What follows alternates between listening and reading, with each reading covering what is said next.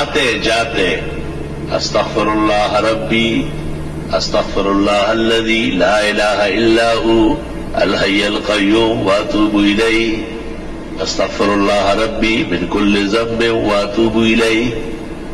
یہ پڑھا کرو جتنے استغفار آپ کو یاد. بہت زیادہ پڑھو, کم پڑھنے سے نہیں کام چلے گا, کیونکہ دنیا کی تمام تکلیفیں, رنج اور غم, صدمہ اور مصیبت, فتنہ اور پریشانی سورت انفال میں ہے. استغفار سے ختم ہو جائے. استغفار ہمیں کرنا چاہیے. پیرانی پیر شیخ عبد القادر جیلانی نے ایک موقع پر لکھا ہے کہ جن کو استغفار کا پتہ ہے اور پھر وہ پریشان ہوتا ہے, فرمایا بہت بڑا کذاب اور جھوٹا ہے. یہ تو خدا کا فیصلہ ہے کہ آپ استغفار کریں, میں پریشانیاں دور کروں.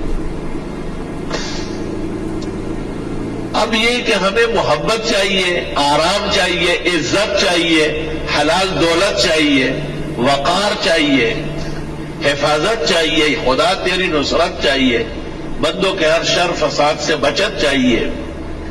اس کا ذکر اللہ نے سورت نوح میں کیا ہے 29ویں پارے میں. کسی بھی استغفار سے ہو لے, سارا کام استغفار سے ہوگا. علماء نے اس طرح ایک مثال دی کہ اگر فرید گنج شکر, ان کے شیخ قطب الدین بختیار کاکی, ان کے شیخ معین الدین چشتی اور ان کے شیخ عثمان ہارونی اور ان سے بھی بڑے شیخ عبد القادر جیلانی اور سید علی حجویری داتا گنج بخش اور حسن بصری اور علی مرتضیٰ اور چاروں مقرب ملائک, ان سے بھی آپ وظیفہ مانگے. استغفار سے بڑھ کر کوئی وظیفہ نہیں دے. سب کا اتفاق استغفار پر ہوا. استغفر اللہ ربی من کل ذنب واتوب الیہ استغفر اللہ الذی لا الہ الا هو الحی القیوم واتوب الیہ.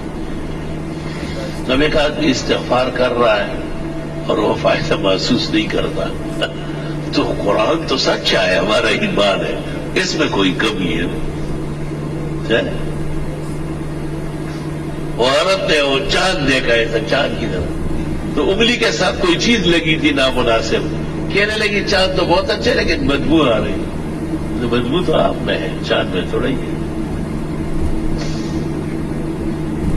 اب اپنے آپ کو اس معیار پر لانا ہے کہ ہمیں استغفار سے وہ فائدہ پہنچے جو اللہ تعالیٰ نے سورت انفال میں بیان کیا ہے. وما كان الله ليعذبهم وانت فيهم وما كان الله معذبهم وهم يستغفرون. ایک ایسی نیکی اور ایسا عمل جو نبی کے برابر ہو یا نبی جیسی رحمتیں مل جائے, قرآن کی اس آیت میں ہے جو میں نے پڑھی کہ وہ استغفار کا عمل. یا تو نبی کی وجہ سے بچت ہے یا استغفار سے بچت. خوب استغفار کیا کرو. بعض راتیں مناؤ باقاعدہ, بعض اوقات منا لو کہ بھئی میں سحری میں اٹھوں گا اور سورج نکلنے تک استغفار کروں گا, اور میں جمعے کی نماز کے لیے 2 گھنٹے پہلے آؤں گا, سورت کاف پڑھوں گا, 100 مرتبہ درود ابراہیمی پڑھوں گا, بس پھر جمعے تک استغفار کروں. جمعے میں اتنا ٹائم نہیں ہے, چلو عصر سے مغرب صحیح ہے, مغرب سے عشاء تک کچھ تو ادھر کنڈے زویا اور سوہو بویا, کچھ تو کرے آپ, اپنے آپ کو ذرا قیمتی بنائے. جتنی خوشیاں چاہیے, جتنے آرام اور راحت چاہیے, جتنی عزت چاہیے, اللہ تعالیٰ سورۃ نوح میں فرماتے ہیں فَقُلْتُ اسْتَغْفِرُوا رَبَّكُمْ, استغفار کرو وہ مل جائے, سب عطا ہو جائے. ہمیں بھی دعاؤں میں یاد رکھو, دینی مدرسوں کو بھی, طلباء کو بھی, اور یہ موجودہ پریشانیوں کو بھی, اور استغفار کی کثرت کرو. راتوں کو بستر پر جاگتے وقت 33 دفعہ سبحان اللہ, 33 مرتبہ الحمدللہ, 34 مرتبہ اللہ اکبر پڑھا کر. حاجی بخاری شریف میں آ رہا تھا, حضرت فاطمہ آئی اور ام المؤمنین عائشہ کو کہا کہ حضرت غلام بانٹ رہے ہیں, مجھے بھی کوئی نوکرانی دے دے.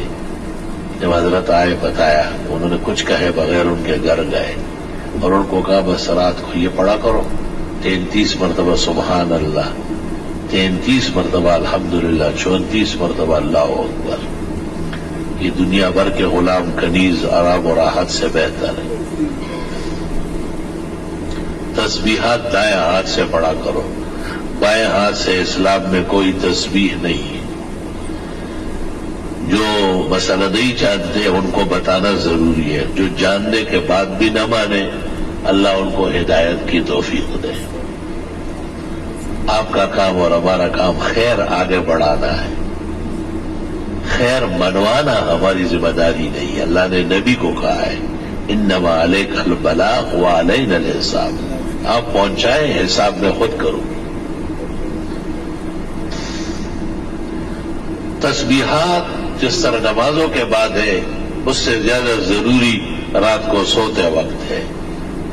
بہتر ہے کہ باوضو ہو، بہتر ہے کہ پاک کپڑے پاک جسم ہو، بہتر ہے کہ بستر بھی صاف ستھرا پاک ہو، سفید پاک چادر بچھاؤ اس پر۔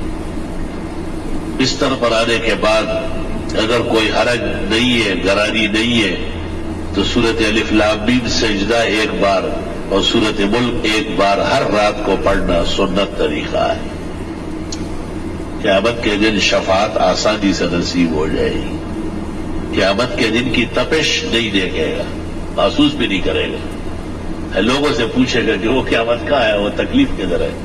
فرشتے کہیں گے چل چل الف لام میم سجدہ اور سورہ ملک جو پڑھتے ہیں ان کو نہ قبر میں عذاب ہوتا ہے نہ میدان حشر میں ہوتا ہے۔ یا رب تیری کتنی ہدایات ہیں، احسانات۔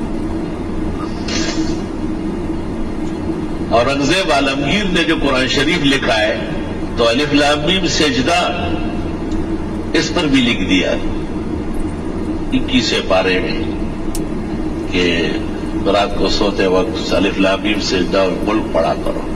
پھر 29 پارے میں جب سورۃ ملک آئی پھر لکھنے لگا تو کاتبان جو بیٹھے تھے انہوں نے کہا حضرت یہ لکھ چکے ہیں، وہاں آرام سے رہو۔ وہ الف لام میم سجدے پر لکھا، یہ سورۃ ملک پر لکھا، اور حدیث شریف لکھنے کے بعد لکھ فرمایا بس اورنگزیب کا یہی مقصد تھا کہ یہ لکھا ہوا قیامت تک رہ جائے، شاید کوئی عمل کر کے اور مجھے بھی قبر کے عذاب سے اور جہنم کے تپش سے اور قیامت کی پریشانی سے اللہ تعالیٰ نے نجات نصیب فرمائے۔ الحمدللہ رب العالمین۔ اللہم صل وسلم علی النبی وعلی آلہ وصحبہ۔